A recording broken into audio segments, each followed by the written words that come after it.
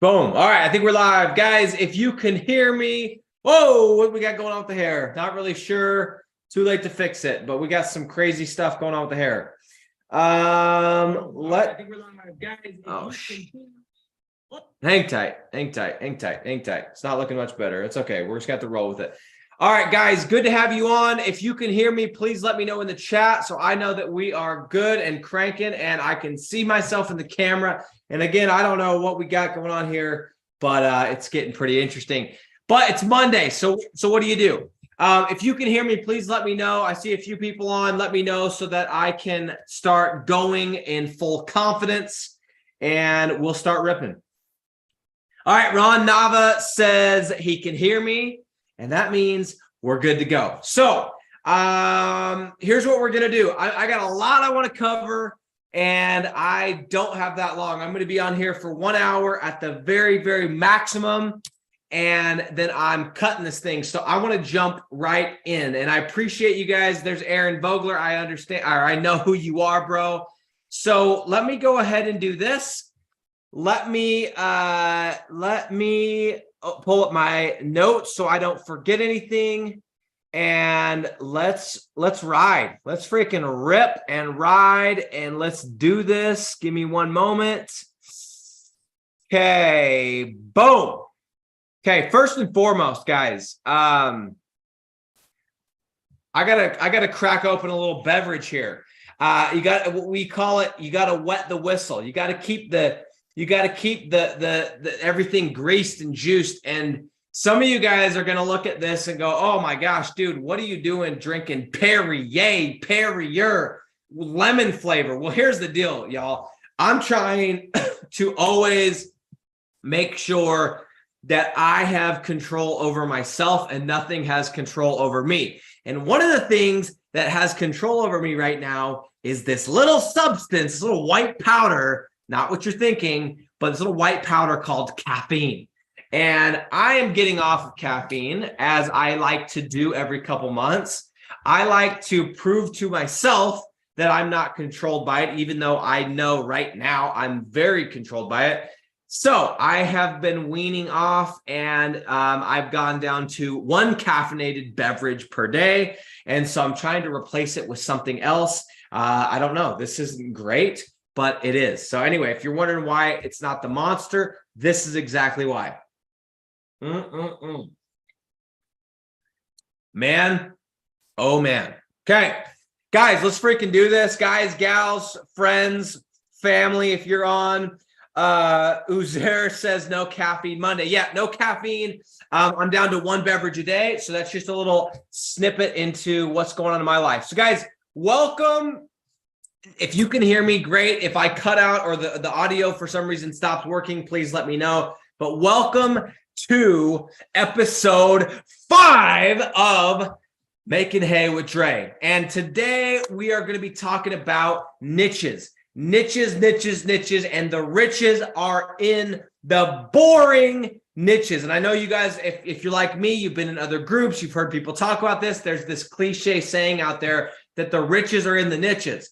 I would argue and tell you that the riches are in the boring niches specifically. I'm going to go into that today. Don't you guys worry. But for those of you that are new or maybe are going to watch this for the first time in a few days or a few hours or a few weeks, well, the reason that we call this show Makin Hay is because, again, there is a specific window of time in which you can make hay. If you're talking about the physical product, the alfalfa, the actual hay that you sell to dairies. And I learned this firsthand, and there's that window in time, and you have to take full advantage. You have to stop everything that you're doing. You have to put everything else to the side, and you have to focus on making that hay. And I believe, and I've been screaming it from the housetops now, this is our 5th week in a row of doing this show, and I'm going to continue to do this show forever. And I believe we're at this specific window in time where it's time to make hay, metaphorically speaking, with digital real estate, with rank and rent digital real estate. And I know, me personally, I am not going to miss this window. Okay. There have been opportunities that have come in my life where I have missed the window and I've kicked myself. And one of those times was in 08, 09, 2010, when everything was on discount and we had us a good recession on our hands. I was too young, but I didn't fully understand it and I didn't take advantage. I also didn't take advantage, in my opinion, fully of the pandemic of 2020. Yes, it was the best year of my life. Yes, I made the most money I'd ever made, but I feel like there was a lot of money that I left on the table because I was not ready. I ain't doing it this time, y'all. I ain't doing it this time. So what I'm doing right now, and the reason I'm repeating this every single episode, is I am using digital real estate, rank and rent digital real estate, where we take tiny websites, we rank them on Google, we rent the leads out for a profit. We own the asset. We control the asset. We can scale. We can make money while we sleep. And I'm going to take that cash and I'm getting ready. I am flush, baby. Your boy is flush and I am ready to start playing real life Monopoly. So that is why we call this Making Hay with Dre, because we are ready to make hay. I'm making hay. I'm putting everything else aside. There's opportunities that come. I heard Alex Hermosi say this on a video I watched last week. The bigger you get, the bigger the opportunities that are going to come your way, and the better you're going to have to get at saying no. So for those of you that are like me, I understand what it's like to have shiny object syndrome. I understand what it's like to get excited about every single idea. I understand what it's like every time you talk to your buddy or your friend or your dad or whoever to be like, oh my gosh, I need to start that business. Oh my gosh, I need to do this. Oh my gosh, I should add this. I am that guy. But I have gotten good at saying no. And right now I'm saying no to everything so that I can focus on the one thing, and that is digital real estate. So with that said, welcome to this episode. It's your boy. My name is Nick Wood. I am the king of digital real estate. Yes, I gave myself that title. Yes, I understand that, but I'm going to earn that title because every time people hear rank and rent digital real estate, they're going to think of me. Okay. So couple of things really quick as we get going, and then I'm going to jump right on into this. As always, if you have questions, if you have niche questions, if you have questions about whatever it needs to be, I'm okay with that. Just get it ready, get it in the queue, or you can drop it right now. I'll have a little bit of time at the end. I will go through questions. I will take questions. We will answer them. So if you, specifically today, when we're talking about niching, if you have a niche that you want to ask about, please get it ready. Get ready to comment and ask me about that niche. I'm happy to answer and let you know my thoughts. If I have tried the niche myself, if I've spent money, if I've spent time, I'll tell you that. If I haven't, I will tell you that, and we will go into it. But guys, I'm really passionate about this topic. Why? Because I've lost so much freaking money going into the wrong niches, okay? And I'm going to go into that entire story today. But a couple things really quick as we get started. Number one, okay, I'm looking here at my, this last week, I set up, and there's a reason I bring this up. I set up my my trust / my estate / my will. Me and my wife, we went into the attorney. We got everything set up. We got the LLC set up. We got the APT set up. We got the real estate holding company set up. We got the passive investment stuff set up. We got it all dialed in. It's right here on paper, y'all. I'm pumped about it because what I've realized is it's hard enough to make money, but if it wasn't already hard to make money, it's also work. It also takes strategy. It also takes skill. It also takes thought to keep the money. So if you guys haven't done this and you plan on actually going big, I would highly, highly, highly recommend. I wish I had done this when I had nothing. I wish I had done this when I had one business. Now I've got like, I don't know, two LLCs, an S Corp. I got real estate holding companies. I got all this stuff, and that's great. And it's fun because you're like, oh, this goes in this bucket, this goes in this bucket, but it's a lot more expensive because I got so much stuff. And I wish I had had this roadmap set up from day one, because now I'm trying to retroactively go and fix some of the stuff that I've done instead of just having it lined out from the beginning. And I remember having the same question as many of you probably have when I got into digital real estate, right? And I'm sure you guys have had this question. Should I set up my business, blah, blah, blah. I'm not here to give legal advice. I won't give legal advice, and I'm not going to give accounting advice either. But all I would tell you is whether it's your estate, your trust, your will, your business, guys, if you're planning on doing this and you're planning on being successful, you're going to have to do it anyway. So think in your mind, plan out into the future. Now, that doesn't mean you should be like, oh my gosh, I need to get my this, whatever, and that should slow you down. Don't let that slow you down, but start thinking about this bigger. Start having a bigger vision. Start thinking about what happens when I make 20K a month and 50K a month and 100K a month, and where am I going to put that money and how am I going to be taxed and all these different things. Start thinking about this with some actual vision instead of thinking about I'm going to make $500 a month and that's as far as it goes. Okay. Anyway, just wanted to bring that up. It's sitting on my desk. I'm pumped about it. I feel a lot better. I've been sleeping a lot better knowing that if I go down in a plane on my way to Africa here in a couple of weeks, everything's taken care of. The kids are going to the right spot. The money's going to the right spot. The this, the that, the rest. Guys, just my recommendation. It's really breathed some peace into my soul. So there's that. Okay. As we get going though, I want to ask you guys this. Okay. I asked this simple question last week about the week before. I'm going to ask the same thing. Okay. And here's the deal. Okay. Last week, if you guys weren't on that, as episode 4, we talked about when is the perfect time to get started with digital real estate. And I told you guys my life, I guess my MO, my thesis, my rules that I live by. And I just want to ask those of you that watched that episode, and if you didn't, go check it out. It's going to be somewhere related to this video. You're going to be able to see it. Maybe we can include it in the description. I'll tell our editor to do that. But the question I asked last week, and this is the question I'm going to ask again today, is what have you done in the last 7 days with the information that I gave you last week, last Monday at this time? What have you done? Have you done anything? Did you get started? If you are somebody that's a looky-loo and a tire kicker, and I'm going to check, looking at all these different business models, and should, have you done anything with the information that I gave you last week? Guys, you're talking to somebody that has spent over $1.25 million in ads on rank and rent digital real estate. Somebody who has gone into 20 plus niches. Somebody who has been doing this for 6 years, somebody who has made millions and millions of dollars, somebody who now is coaching 400 people on how to do this process. Okay. I've been around the block. This is not this specific business model, this rank and rent business model. It's not as big as e-commerce yet. It's not as big as MLMs yet. It's not as big as some of these other things yet. But I'm telling you, and in this little corner of the internet, I have been doing this for a long time, and I have made the mistakes. And I'm telling you right now that there is a window in time, and we are right in that window, and the sun is shining. And the question is, what have you done in the last 7 days with the information I gave you last week? And if you haven't done anything, if you didn't get started and you were hoping to get started, then my question is, what are you doing? Okay. How many more weeks in a row are you going to keep saying, I'm going to do it this week, I'm going to do it next week, I'm going to do it next week, I'm going to do it next week. And you're going to wake up and it's going to be another Monday and you're going to have done absolutely nothing. Okay. Did you think of one more reason why now is not a good time? Are you one of those? These are all rhetorical questions, by the way. Are you one of those people that's like, oh, I'm going to start at the beginning of the year.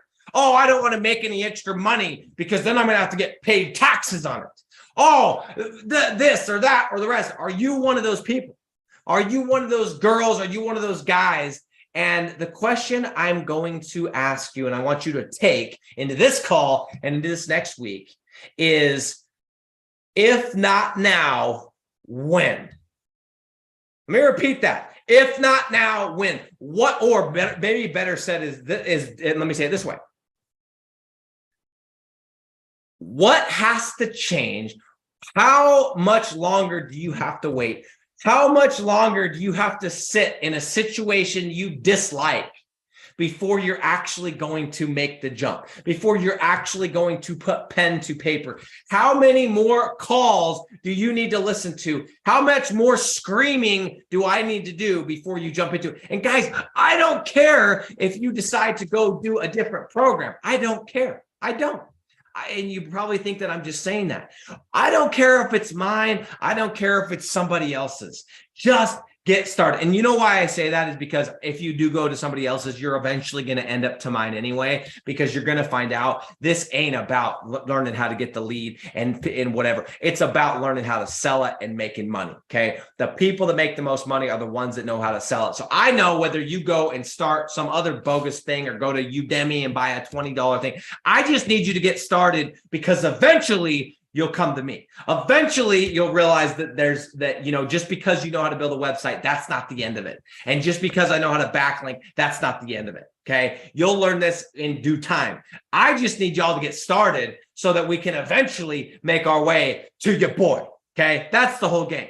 But the question, this is the quote that I've heard 1,000 times. It's cliche. My dad always used to say it to me. If you always do what you've always done, you'll always get what you've always got. Okay. If you always do what you've always done, you'll always get what you've always got. And so the question is this, right? This is the internal question you need to ask yourself. Is like, if you did the same thing this last 7 days as you did the 7 days before that, why are you assuming that something's going to change? Like, at what point do you think something just magically going to change? You think money's just going to fall out of the sky? You think you're immediately just going to have these digital assets? Do you immediately think you're just going to have a skill set of sales? Do you immediately think you're just going to have passive income coming in? But yet you've done the same thing the last 7 days as you did the 7 days before that and the 7 days before that, which is nothing related to digital real estate. Guys, if you're not careful, you're going to miss this. You are going to miss this. And right now, you need to be stacking cash, getting your coffers full, getting flush, because we got some interesting stuff on the horizon. Okay. The old recession. And I'm personally pumped about it.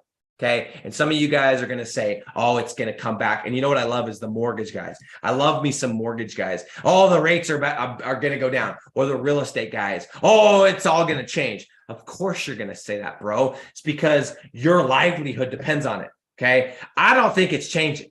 And you know what? I wish it would. I wish the interest rates were down to 2% to 3%, because I'm trying to buy real estate. Okay. But I just am being realistic. I don't think it's happening. So for those of you that got the mortgage dad or the mortgage mom or the mortgage friend or the mortgage buddy or the mortgage spouse or whatever, guess what? I don't see it changing. Okay. And guess what? I would love for it to change. I would love for it to come back down. But I'm getting ready. I'm stacking my cash. I'm getting flush because I'm getting ready to play real life freaking Monopoly. Okay. So that said, let's freaking do this. Let's freaking go. Let me get another sip of the Perrier. Let me look real quick and see who we got on the call. All right, we got somebody asking about pavers. I am going to address that niche at the end, but great questions. So stay on to the end. I will address that. Aaron Vogler says he had to close with a business owner last Wednesday. He said yes, but then ghosted me for a few days. But last night he sent the first payment. Aaron, my man, congratulations. And you have been hustling your butt off. I know that because we've been talking. So congratulations to you. However, what I would say, you got lucky. You got lucky because my theory is like, if I don't collect money on that call, I don't care if they say yes. I don't care if they're 9 out of 10 yes. I don't care if they're, oh, I'm going to do it. I'm just not counting on it. You got lucky, my friend. Excuse me. I have a video on this channel.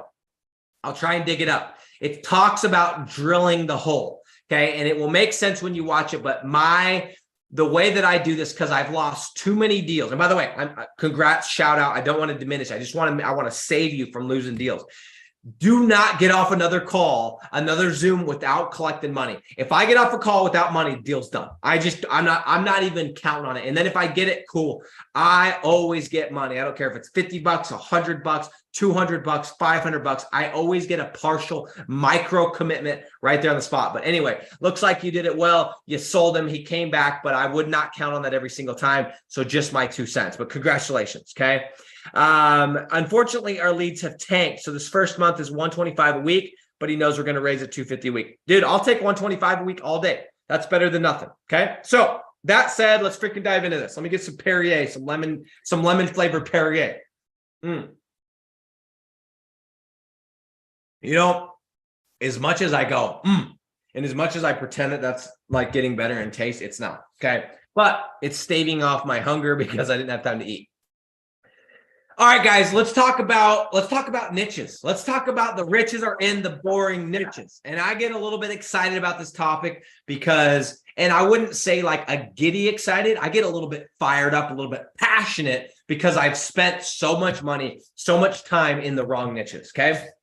I'm going to go into all of that so that you don't have to. Okay. But before we get started, I got to remind you guys, I say this every time. I'll continue to say this, but I do not speak on anything that I have not personally firsthand experienced. Okay. I'm not somebody that speaks out of theory. Okay. Period. I don't roll like that. I'm not into that. I've just been in too many programs, too many groups, and too many this, and too many that, where the people that are at the top, they've never done the thing that they're training on. They've never done the thing they're coaching on. And it's hollow. So I want you to know, as we get into this, I will let you know, I will specifically tell you, hey, I've never been in this niche. Man, I got some itchy freaking whatever going on today. My goodness. Anyway, I will let you know. I'll say, hey, here's my thoughts on this niche. However, I've never tried it, or I've done this. I've done X amount of sites. That's why I'm speaking on it. But I make it a point that I do not speak on anything that I have not personally done, like literally myself, not my team, not myself, my money. Unless I've done it, I do not speak on it. Okay. So that is the very reason why I spent, 2016, I did this. 2017, and I'm talking about digital real estate, rank and rent digital real estate. 2017, I went and chased this software company, okay? Failed. End of 2017, I was back in this and I was doing it. 2018, I was doing it. 2019, I was doing it. That's how I made money. That's how I survived. That's how I paid for my house. That's how I paid for my cars and my vacations and all of the different stuff, okay? In 2020, I made 7 figures for the first time ever. 2021, I made 7 figures for the second time ever. Okay.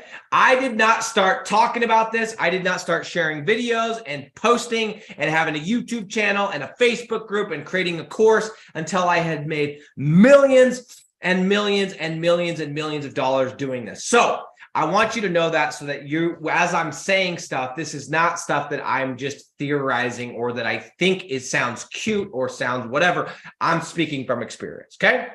Just so you guys know, anything that I share today, I will have learned by wasting money or wasting time, or in some rare cases, finding success and running with that success. Okay. So I'm just going to let you know, if you ask me about a niche and I haven't done it, I will tell you.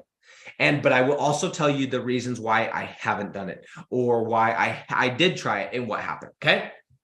So with that said, if you're like me, you've probably at some point heard, and it might not have even been in this industry, but I have commonly for the last couple of years, I've been hearing the riches are in the niches. The riches are in the niches. The riches. And I understand why people say that, because trust me, when you go broad, when you're somebody that has an agency and you offer everything to everyone, it's really, really hard to be successful. I tried to be the guy when I started doing SEO. I was doing SEO for construction companies. I was doing SEO for a solar company. I was doing SEO for a restaurant and a storage units and a boutique and all these different things. And guess what? I couldn't grow. I never scaled. I couldn't make money because I was too broad. So I understand the whole point of the riches are in the niches. Trust me, I get it. The second I niched down and I said, hey, I'm going to focus on, this specific type of service, which was lead generation, it's the moment things took off. The moment I niched down and said, I'm focusing on this specific type of niche, that's the moment I took off. So I understand when people say the riches are in the niches, blah, blah, blah. I get it. I've heard it. I've said it. Okay. But let me tell you what happened, because I kept hearing this and I bought, I paid for so many programs, guys. If you can tell me a program, I'm sure I bought it. I'm sure that I've gone through it. I'm sure that I've spent thousands of dollars on the program. I've spent so much money on programs. And the reason why is because I'm always like, man, if I can get a nugget, I'm going to pay for it. Right.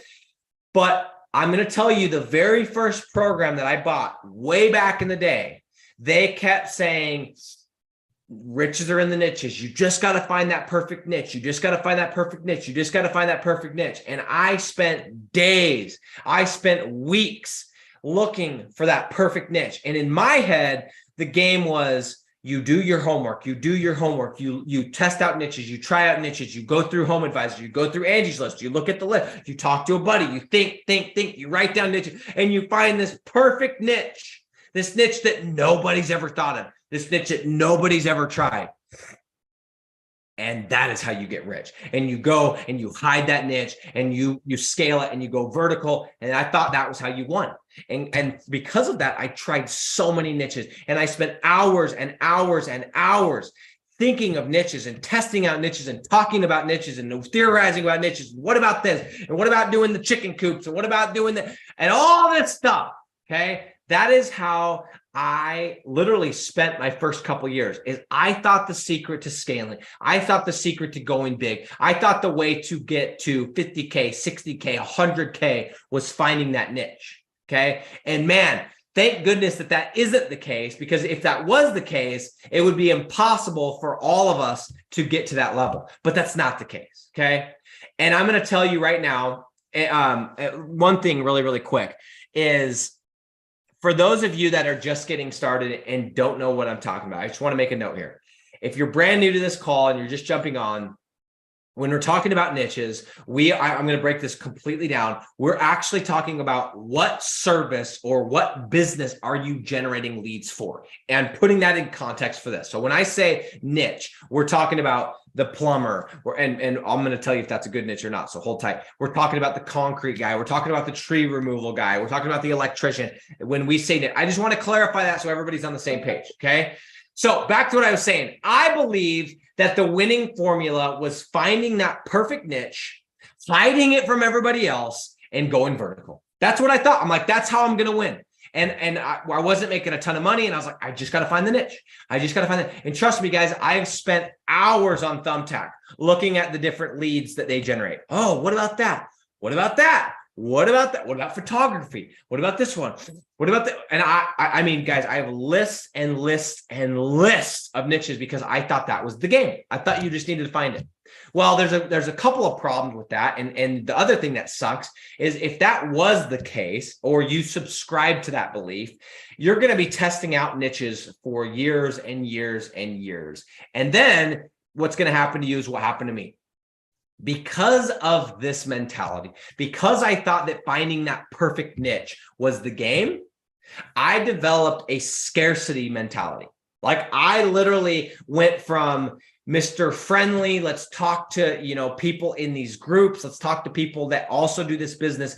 I turned into a weirdo. I turned into someone that was Mr. Secretive. And I'm telling you, this is kind of embarrassing to say, but when I thought I had found this perfect niche, which I'm going to share the niche I thought was the breadwinner, I found this niche. Guys, listen to this. Listen to how pathetic this is. I went onto my Facebook page, okay, or my profile, and I went and I looked at all the friends that I had that were in these rank and rent groups. Okay. All of them, every bloody one. If I found, I'm like, oh, who's my mutual friends? Oh, I got mutual friends in that group.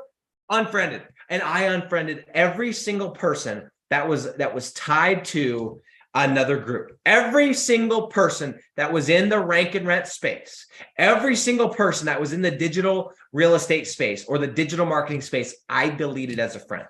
You're like, well, why? Well, I believed, as I said, that finding that niche was the key to getting rich. I literally did. I thought that was the game. And guys, I thought I found that niche, and I'm going to get into that. And because I thought I found that niche, I didn't want anybody knowing.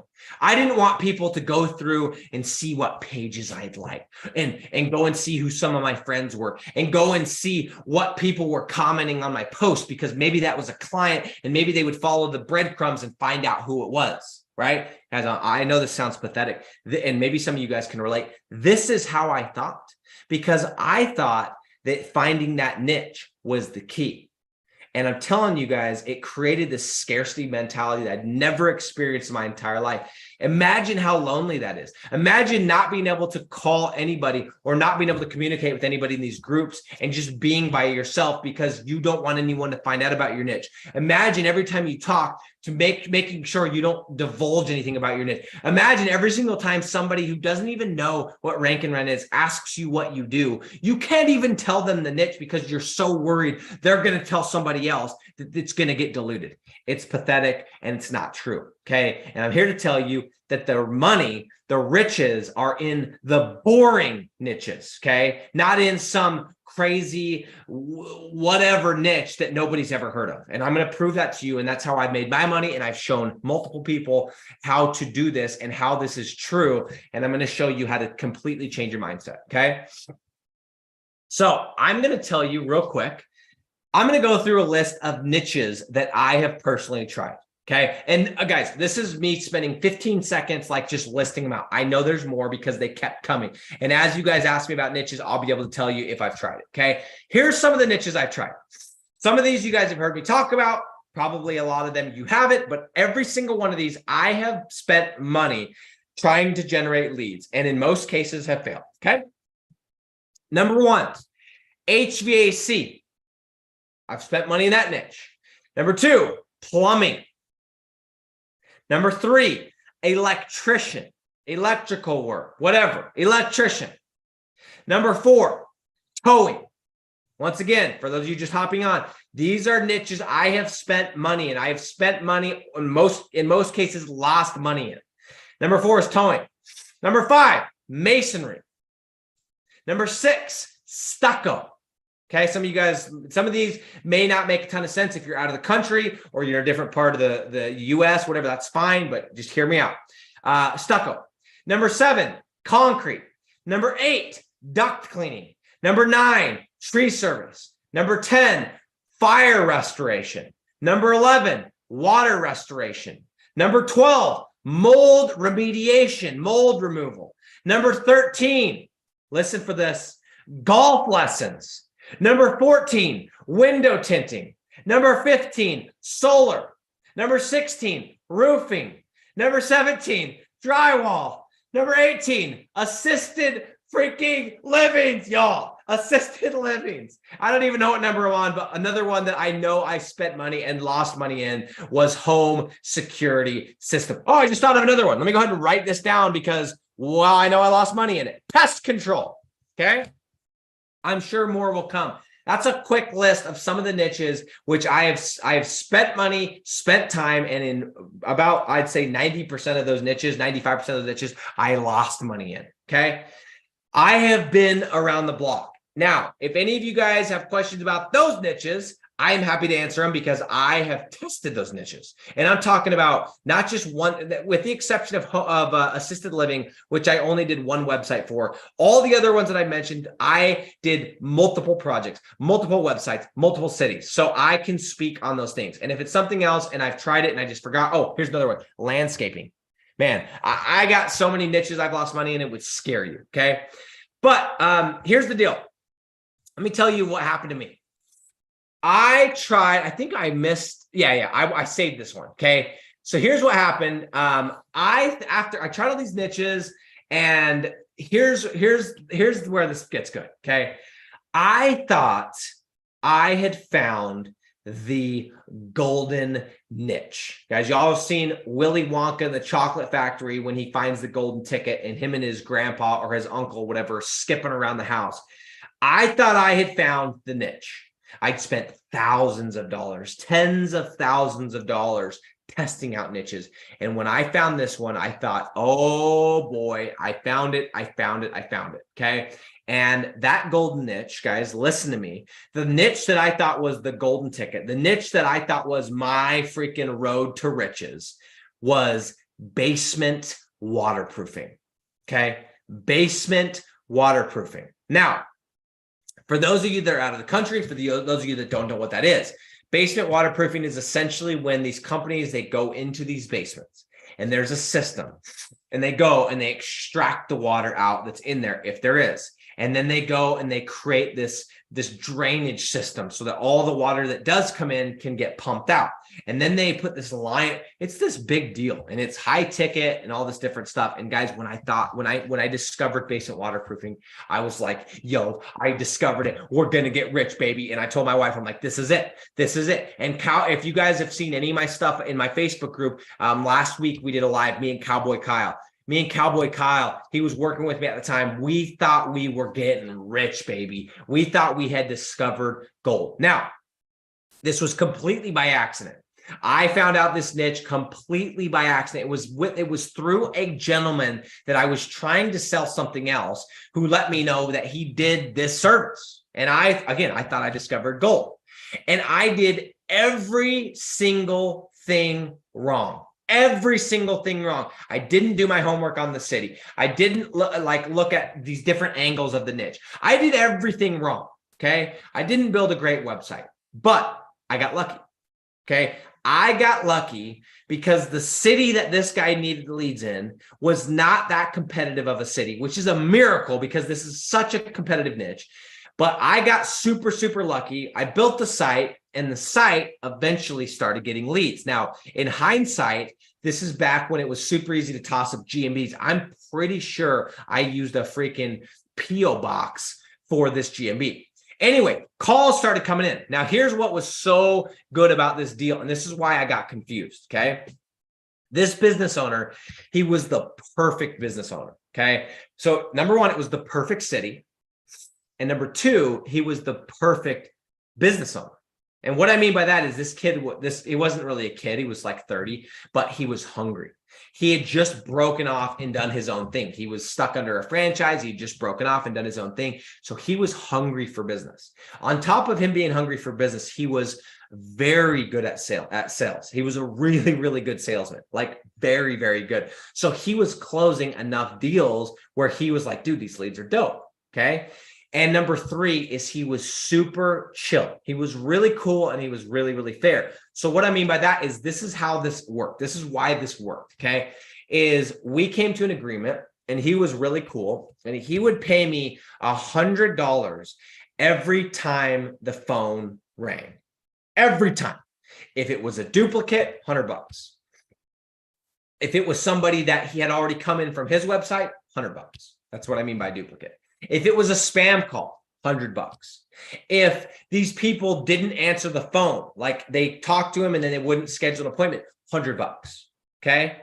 And I'm telling you right now, if every business owner was like that, if every business owner would pay you $100 flat, no matter what, pay per lead would be the business model. And this is why I got confused and thought pay per lead was such a good business model, because I sat there and went, oh my gosh, all I got to do is get him more leads because he's paying for. And some of you guys that have been doing this are like, dude, how did you find a business owner that was willing to do this? I don't know. It was complete luck. Hold on. Got to get a little sip off the old douche jug. Okay. Let's get into the actual water here. If you guys don't know why I call this a douche jug, then you haven't been to Planet Fitness, but it's a douche jug. Anyway, so the guys, I had this perfect setup with this gentleman. I would send him an invoice and he wouldn't come back. He wouldn't fight me. He wouldn't red pencil me. He wouldn't, hey, this wasn't good. This wasn't good. He would just pay me like literally every month. It was the easiest thing ever. And I'm telling you right now, if there was a way to wave the magic wand and say every business owner is going to accept that deal, pay per lead would be the best business model. It would, except for the fact that at some point there is a limit and we can get into that. But for the record, pay per lead is not the best business model. And I got super lucky. Anyway, I had this perfect deal. Okay. And I just naively assumed that because he agreed to this deal, that everyone would agree to this deal. Okay. And on top of that, I live in a part of the country where we have palm trees and it's 110 degrees during the summer. Okay. There are no basements. And when I say there are no basements, there's probably 5 in this entire city.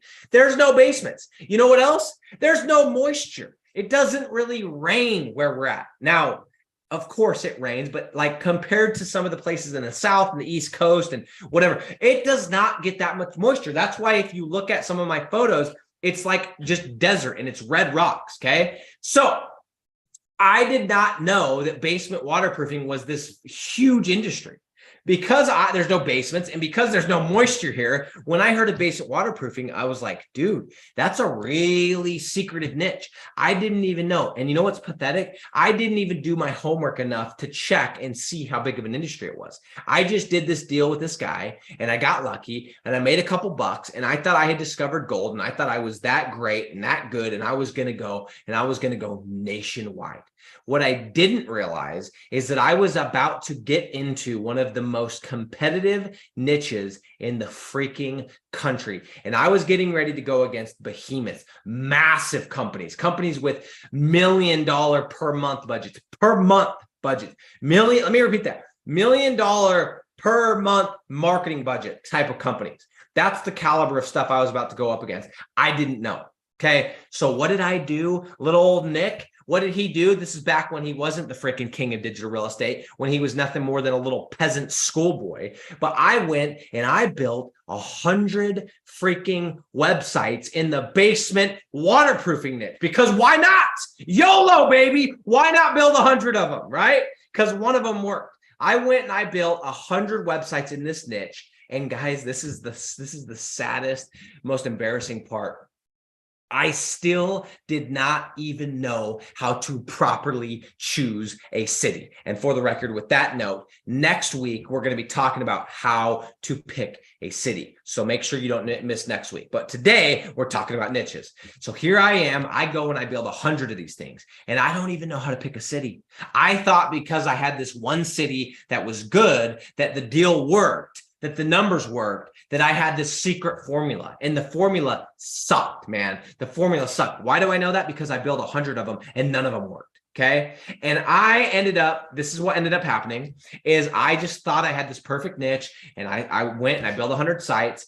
And because I had a sales background, I was able to use my sales and all the things that I lacked in, which was everything, right? Which was choosing the city, choosing the niche, building the website, all of the stuff. I was good at sales. And so luckily or unluckily, I was able to put together some deals with some large companies on some pay-per-lead deals. However, here's what the deal looked like. Okay. We got paid if there was no duplicate. We got paid, and here's what else sucked. We had to, the person that we sent over had to schedule an appointment or we didn't get paid.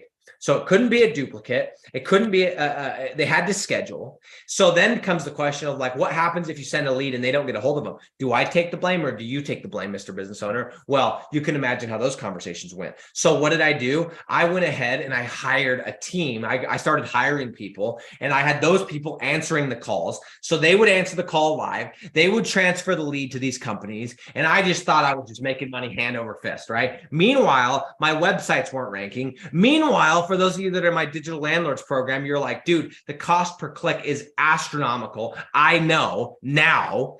Everything was wrong. On top of that, my whole business was built on pay-per-lead. So guess what? Our winters sucked. Why do you think I get so passionate, so fired up about making sure you're ready for winter, making sure you're on a flat rate deal? Because our winters freaking suck. And if this was 4 years ago, right now is right about when things started getting lean, baby. Right before Thanksgiving, right before Christmas, things started getting lean, and they got lean all the way till March. Okay. Why? Because in basement waterproofing, it depends on the climate. It depends on the moisture. It depends on everything. I'm over there praying for typhoons and hurricanes because that's when my business would start to pop, right? Winter sucked. On top of that, I had to pay the guy to do the live transfer, which sucked. That took more profit off of it. And every time those people were on vacation, we weren't making money.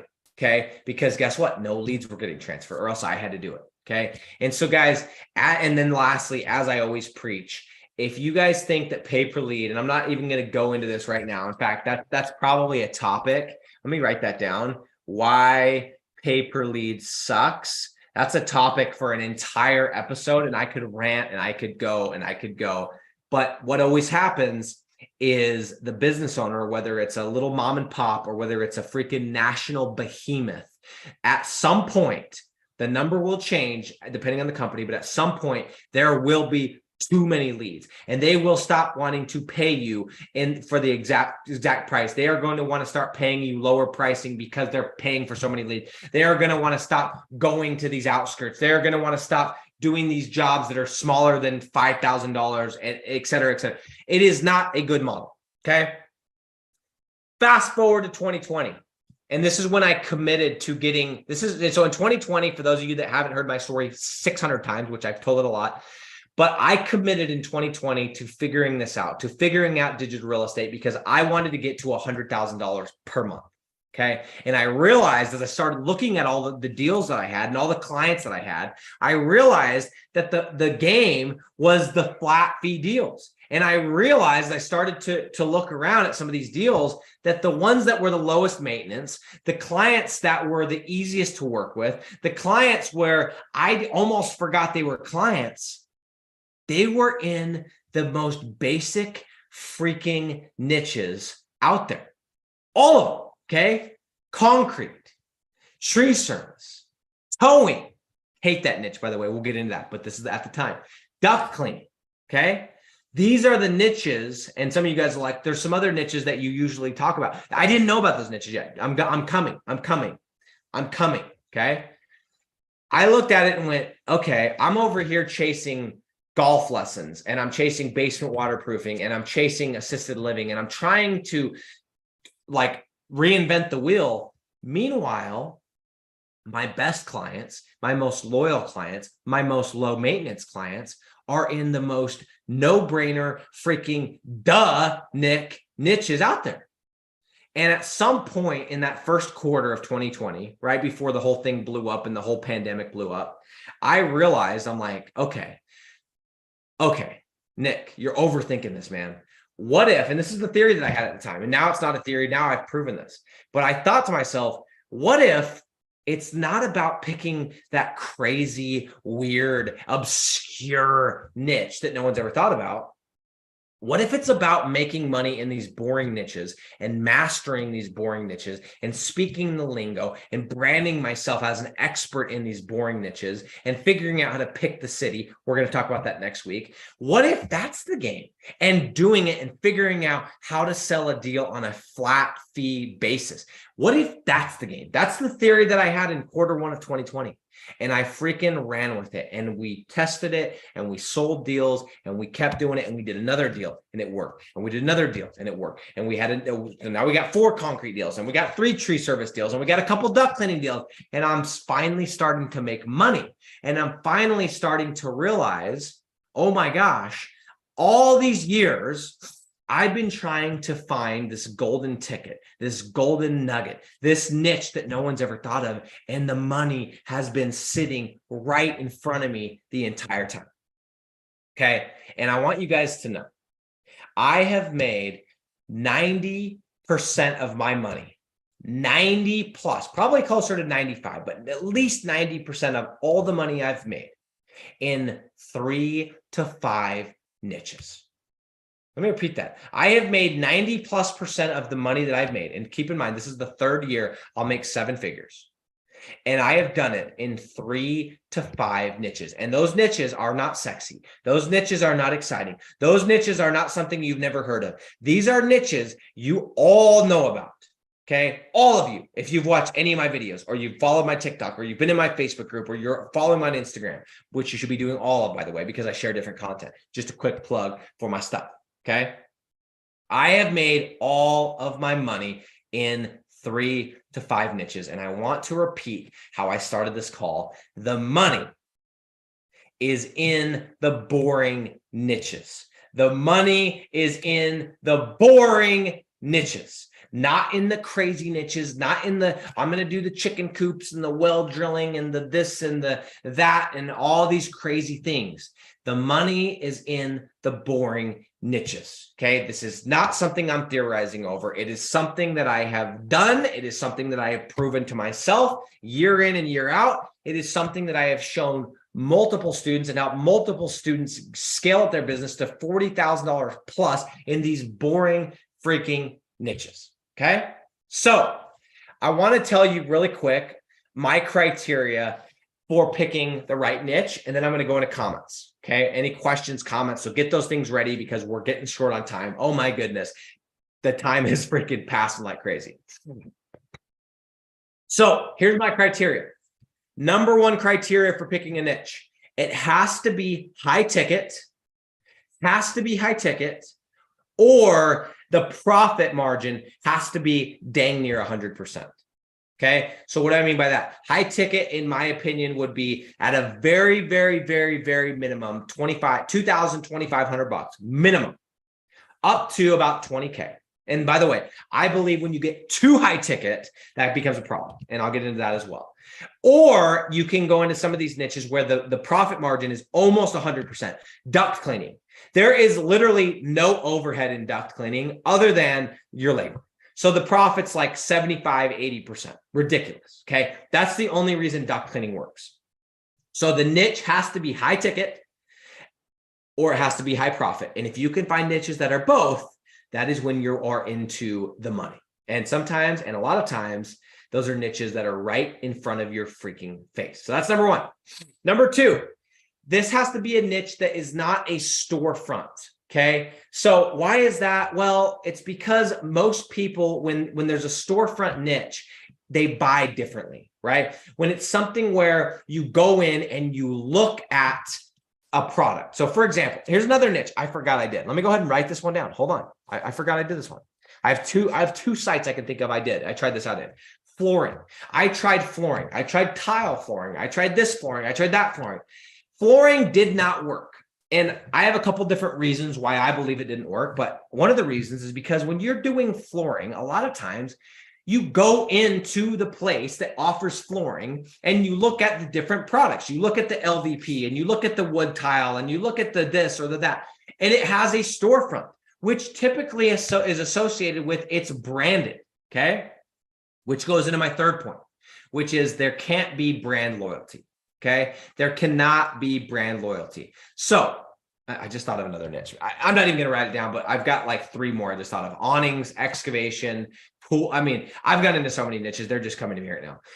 But maybe I can like post a comprehensive list of stuff that I've tried. Anyway, there can't be brand loyalty. You need a niche where somebody, just think about it like this. Go into niches where the husband and wife, or the boyfriend and girlfriend, or the whatever, the mom and the dad, the mom and the son, one of them says to the other, hey, can you call a couple companies and get us a quote on X? Okay. That's the kind of niches you need to be in. You don't want to be in the niches where people want to do 10 weeks worth of research, solar. You don't want to be in the niches where people want to look at 100 different photos and talk to 10 different people. I just thought of another one: remodeling. Okay, guys, I've been in so many freaking niches. It's stupid. And I've lost money in all of these niches. Okay. You want to be in one where it's like, hey, we need a quote. And the thing or the service is basically the same no matter who you call, right? Concrete. Concrete is concrete is concrete. Of course, you're going to talk to concrete guys. They're going to tell you, oh, we use more rebar and we only do this and we use the best of this.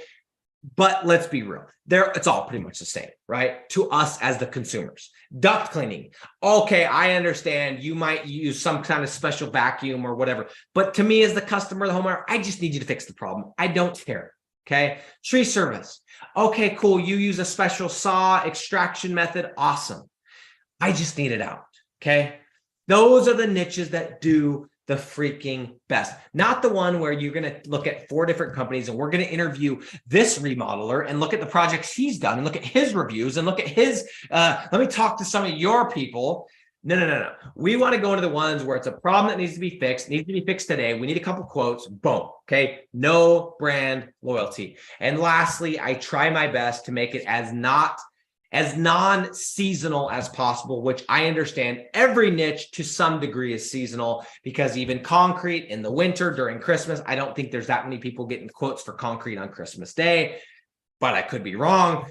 Everything's a little bit seasonal, but I try my best to make sure it's as least amount of seasonal as possible. Okay. So I don't go into snow removal, for example, because it's really good in the winter, and it sucks every other time. Christmas lights. Tried that one. That's another one I didn't write down. It's really good for about 2 months. Sucks the rest of the year. Okay. Go into stuff that's not as seasonal as everything else. Okay. So those are my criteria. Now let me go through them one more time. High ticket or high profit. If you can do both, you got to smash her, baby. Number 2, no storefront. Okay. That would mean it's phone driven. That would mean you call them and they come to your house to give you a quote. Number 3, no brand loyalty, or I could say not Instagrammable. Okay. It's not a picture-based service. It's not, oh, we threw in some built-ins. We did an entertainment center with so-and-so. Okay. Now we're getting into, I want to look at the specific projects. And now we're getting into all these different things. I want stuff. And then lastly, let me just finish this off. Try to make it as not seasonal as possible. I don't even know if that sounded correct, but you know what I'm saying. Those are my criteria. Now, I have an entire criteria for choosing the right city. Okay. And I'm going to be talking about that next week. But as far as my criteria for picking the starting point, the niche itself, those are my criteria. Okay. Those are my criteria. Let me look at the question. Let me look at the comments. What we got here? What do we have? Okay. I'm going to go back real quick to Mr. M Paving.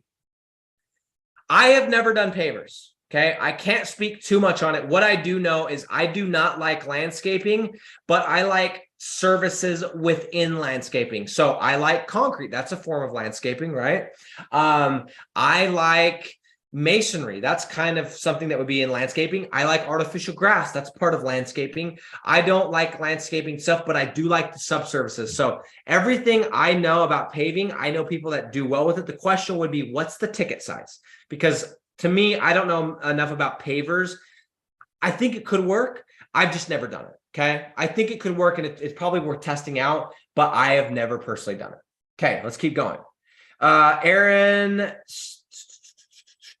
Okay. Hold on real quick. Thank you much. Love you. Reunited the fire for my digital marketing career with this business model.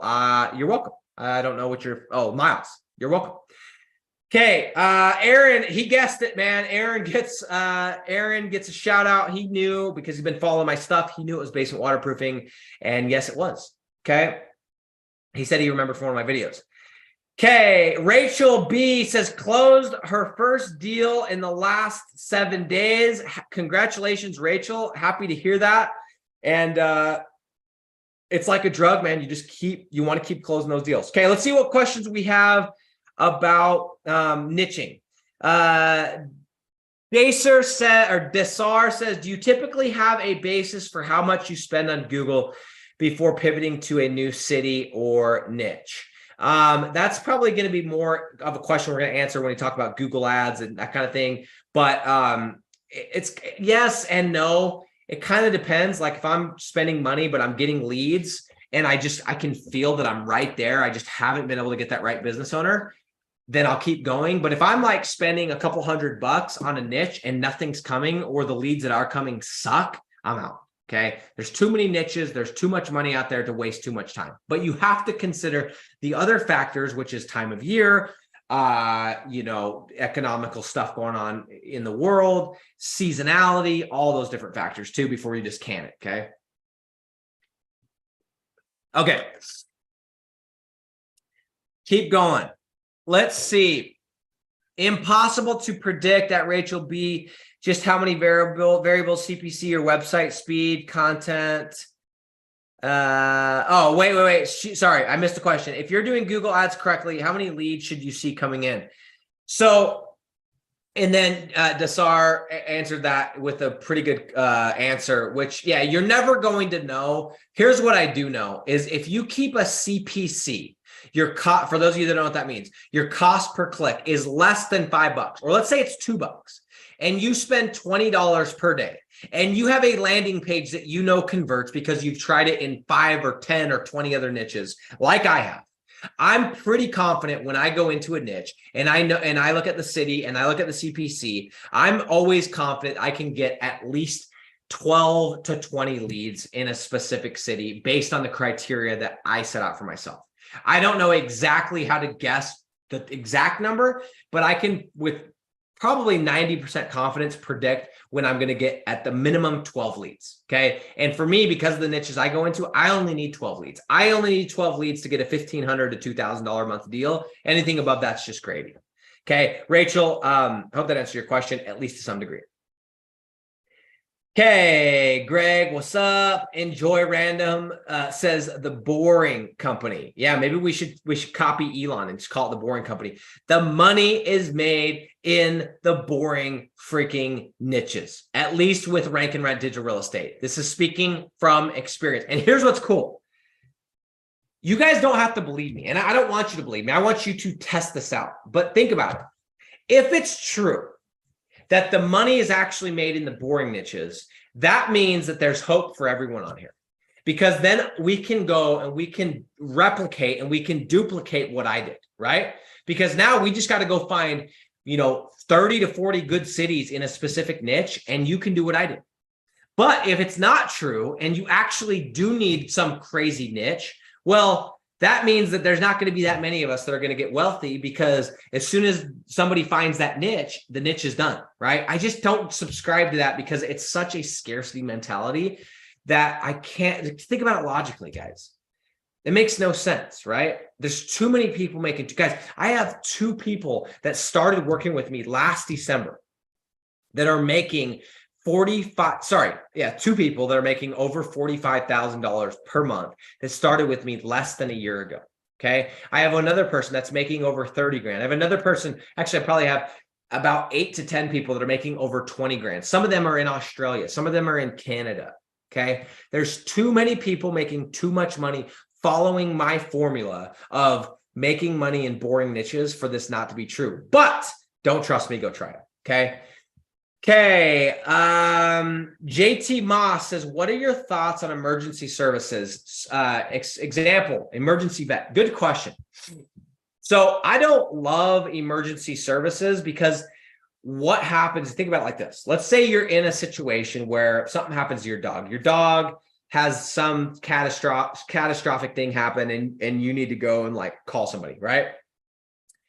Are you going to call the first person that you see? Yes. But guess what? Typically in those situations, there's somebody that comes to mind. Because in these situations, we're more interested in trust, right? So think about it like this. This is why I don't like water restoration or whatever, right? Or what's the other one? What do they call it when they come and clean up your house after you have a flood, right? Flood damage restoration. You want somebody that you trust. And there's those type of companies, that's such big money, because now we're talking about insurance money, that they spend a lot of money getting their name out there. If you were to ask me, who's the restoration company in your town? I know who it is. I know who comes to my mind, because they spend so much money on marketing, because they branded themselves as the guy, right? They're the person to call in an emergency. I don't like the emergency stuff because it's too branded, in my opinion, and because if you don't have a business owner that jumps all over these leads, you're screwed. Okay. If you can find a good business owner that just jumps on them and they understand it, cool. But if we're talking about being able to repeat something over and over and over, I don't love emergency services for this business model. Can it work? Yes. Are you going to find those situations like I did with basement waterproofing? You're going to find that good partner and you're going to make a lot of money? Yes. But if we're talking about something that's repeatable, so a niche that you can do in every single city across the whole nation, I don't love it. Okay. That's just my 2 cents. Doesn't mean you're not going to make some money in it. I'm talking about getting to 100K a month, though. I'm not talking about making one deal work. Okay. Now, here's the caveat. Do you have a friend? Do you have a brother? Do you have a sister? Do you have a dad? Do you have a uncle that you trust, that does really good work? That could be different. But coming back to my point, that's not so you're most likely your dad, brother, uncle, mom, whatever, isn't nationwide, and you're not going to be able to do that in every single city you want to. I want niches I can rinse and repeat, scale to 100K, scale to 200K, scale to 300K. That's what I'm interested in. Okay. I'm talking about big stuff here. Good question. Okay. Who's there? Have you tried GMB ads? I don't see anyone talking about them, wondering if you tried them because it shows you. Yeah, I've never tried them. Never done them. Not saying that you couldn't, but I've never done them, never tried them. So that's just my 2 cents. I have nothing to say on them. I just haven't done it. Okay. Low-key Productions. Nick, keyword research, which tool are you using? I personally use SEMrush. If you're somebody that's trying to like bootstrap this and shoestring this, which I respect, and you don't want to pay $100 a month, don't. Okay, that's stupid. There is a 7-day trial, I think, and no, this isn't like some plug for like affiliate, whatever. But I use SEMrush just because I just have been. You can do a couple people on the account. That's what I use. But if not, I would say use like Mangools, Google Keyword Planner. Like it doesn't need to be a paid tool. But personally, if you want me to give my answer, it's SEMrush. Okay. Okay. Another question. Yeah, I'm going to try this one. If Yanyi, that's pretty terrible, but I tried. What are the main sticking points your new students face when starting or scaling? Biggest issue that I have seen, guys, the number one issue I have seen with people that I've worked with that I've tried to help is the people that come into my program that I work with one-on-one or that I work with in a group setting, is people that already have niches, already have cities, already have websites that they've built with their own criteria in their other program, with their other buddy or their whatever telling them, oh, you should do this.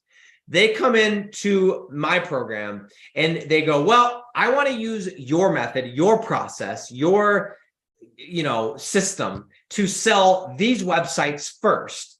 And then I'm going to follow and pick a niche and a city based on how you teach.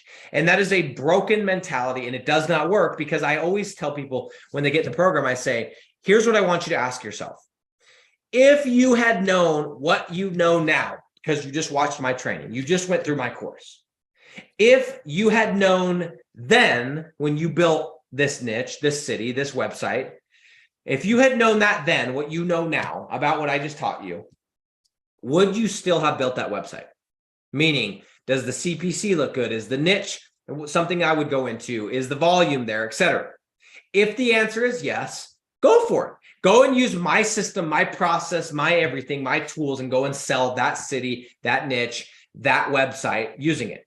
But if not, don't do it, okay? Put it to the side, go deal with it later, because people try to use a broken product, a product that I would never recommend, meaning a broken niche or a broken city or a combination of both, and try to fix a broken problem that they created in someone else's course with my sales system. And my sales system works because I tell you exactly what city and niche to pick. It's just like these Amazon or these drop shipping courses. Imagine if you went into one of those and you went, okay, I'm going to follow your ads portion, Mr. Course Guy, Mr. Amazon Course Guy, Mr. Specialist, but I'm not going to follow your advice on picking the right product.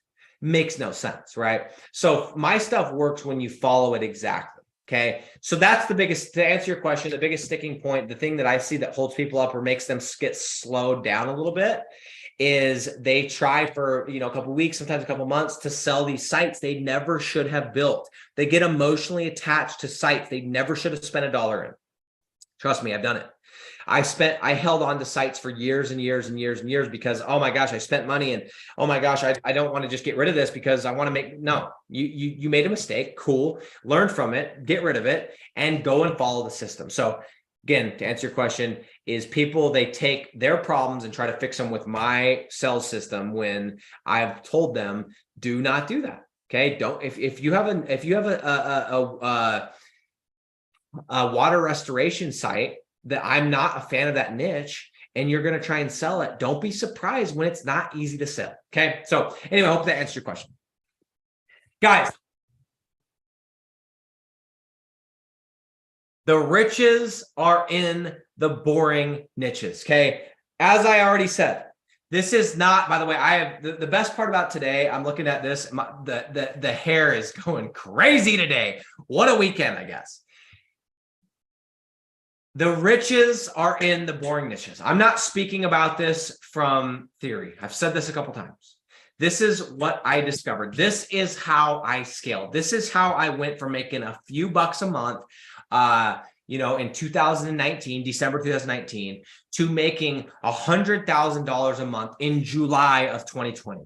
I got very focused. I got very niche down. I got very scientific about what niches I went into, how I sold those niches, what deal structure I used. And I'm telling you right now, The money is in the boring niches. And if you choose the wrong niche, everything's going to be broken. Okay. I don't care how good you are at sales. I don't care how good you are at ads. I don't care how good you are at SEO. You choose the niche wrong, everything's broken. Okay. And I'm going to tell you this next week, we're going to be talking about, okay, now we got the niche. Now, how do you know it's a good city? We're going to be talking in depth and at length on picking the right city. That's the next thing. You pick the right niche, great. But if you pick the wrong city, everything's broken. I don't care how good your backlinks are and how good, it does not freaking work. So you have to pick, and that's the reason I'm doing these things in order, guys.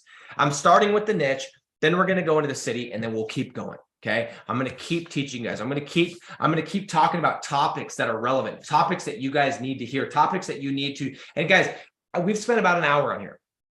And I know I've talked a lot and I've said a lot of probably things in a loud and aggressive way, whatever. Cool.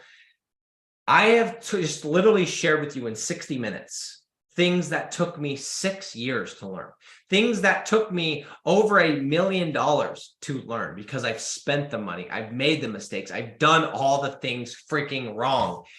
So it's your choice what you do with this. Okay. I don't want you, and I'm not ever going to say, just go and trust me. I'm just not. Okay.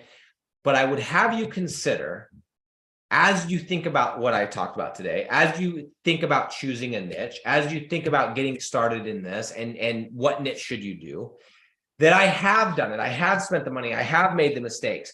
I went to lunch, as I'm going to wrap this up. I went to lunch with a gentleman last Thursday. Yeah, it was Thursday. This is a good friend of mine. This is a guy that's worth minimum $10 million. He's one of those guys that doesn't brag. You'd never know. So I'll probably never know his net worth. I just know I've seen something that I wasn't supposed to see in a bank account in another country that was enough to have me believe that there's no way this guy's not worth at least $10 million. And anyway, the whole thing, like what I'm getting at with this is we had a really good conversation. I haven't seen this guy in, oh man, it has been a minute. Okay. But we go and he hits me up. Where did we link up at? I saw him, I think it was at the gym. This is a couple days ago. And we go to lunch we went to like a kind of like a brunch thing. Okay. And we start talking and I'm asking him questions and I'm saying, I'm learning more about his story because he's a friend, but I don't know that much. And guys, if you knew this specific guy, he's not in digital real estate. He does nothing digital, but this guy has made so much freaking money. And if you knew the industry that he was in, you would laugh. You would go, there's no way he's made that much money in that industry. Okay. Now I know that we're not talking digital anymore, but just talking to him, it reaffirmed and it just once again, I was like, Nick, there we go again. I'm seeing this principle all over. He has made millions and millions and millions and millions and millions of dollars in one of the most boring niches. You think it's generating leads for concrete companies boring? If I told you the amount of money this guy has made in this niche, you'd start sleeping. You would start yawning. It is so boring. It is so unsexy. But you know what is sexy, guys? Is the freaking money. The money that comes in every single month. Every time you're Stripe, you get a notification on Stripe. Oh, you just made $1,000. Oh, you just made $500. Oh, you just made $5,000. That's sexy. Okay. So I know some of you guys, you want to be able to brag to your family and your friends, and you work with doctors and you work with whatever and attorneys and all this cool, fancy stuff, this sexy stuff. I don't need any of that. I don't care. I don't care what kind of leads I generate. I don't care if it's the most boring, dull, unexciting niche in the world. What I think is sexy is that money that comes in while I'm sleeping, while I'm golfing, while I'm traveling, while I'm hanging out with my kids, while I'm at the gym. That's sexy. The money is in, or the riches are in, the boring niches. And guys, with that, I will see you next week on Monday at 10 a.m. MST, episode number 6 next week.